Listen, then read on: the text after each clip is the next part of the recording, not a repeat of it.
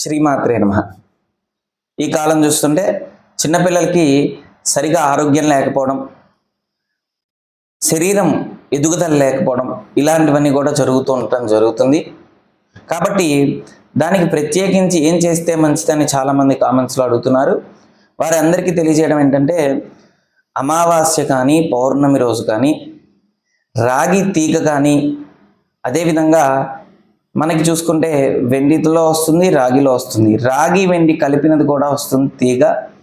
దాన్ని మనం ఎప్పుడైతే దక్షిణామూర్తి లేదంటే దత్తాత్రేయ స్వామి, అదేవిధంగా రుద్రుడు, రుద్రాక్షమాలని ప్రత్యేకించి ఒక రుద్రాక్ష అయినా సరే స్వచ్ఛమైన రుద్రాక్ష తీసుకొని సోమవారం రోజు అమావాస్య కలిసి వస్తే ఇంకా విశేషం, పౌర్ణమి వచ్చిన విశేషం. కాబట్టి ఈశ్వరుడి దగ్గర అభిషేకాన్ని సమర్పించి అది మెడలో వేసి ఆ తీగలాగా తయారు చేయించండి.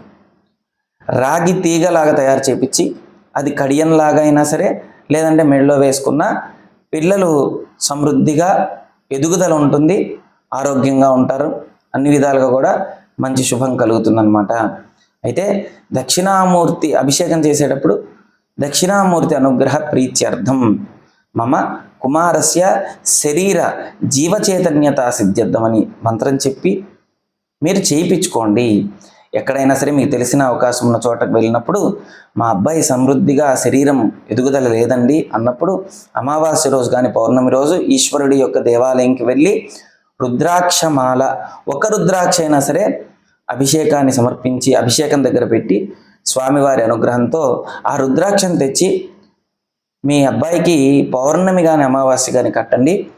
ఎటువంటి దృష్టి దోషాలైనా దిష్టి దోషాలైనా నివృత్తి కలిగి శరీరం సమృద్ధిగా ఉంటుందన్నమాట. ఈ కారణంగా చాలామందికి తెలియకుండానే చిన్నపిల్లల్ని ముద్దు పెట్టుకోవడం, ముద్ద ఆడడం జరుగుతుంటుంది. అది తప్పు లేదు, ఎందుకంటే ప్రేమ. అలాంటివి చేసినప్పుడు, ఇలాంటివి కూడా మనం చేసినప్పుడు దానికి తగ్గట్టుగా దృష్టి దోషం సహజంగా పిల్లలకి ఎక్కువ శాతం దృష్టి దోషం తల్లి నుంచి కానీ తండ్రి నుంచి కానీ వస్తుంది. ఎందుకంటే ఎంత ప్రేమ ఉన్నా ఆ ప్రేమ దృష్టి దోషంలో వస్తుంది. కాబట్టి పూర్వీకులు ఏం చేసేవాళ్ళంటే నల్ల పూసలు, నల్ల బొట్టు ఇలా ఎక్కువగా చిన్నపిల్లలకి పెట్టేవాళ్ళనమాట, దృష్టి దోషం నివృత్తి కొరకు. కాబట్టి దక్షిణామూర్తి ఆరాధన చేస్తే మేధస్సు పెరుగుతుంది, ఈశ్వరుడి యొక్క ఆరాధన చేస్తే కర్మ నివృత్తి కలుగుతుంది. రుద్రాక్ష స్మరిస్తూ ధ్యానిస్తూ తరిస్తే కనుక ధరిస్తే ఎటువంటి దృష్టి దోషాలైనా నివృత్తి కలుగుతాయన్నమాట. ఓం శ్రీ దత్తాయ నమః. ఓం శ్రీ దత్తాత్రేయాయ నమః.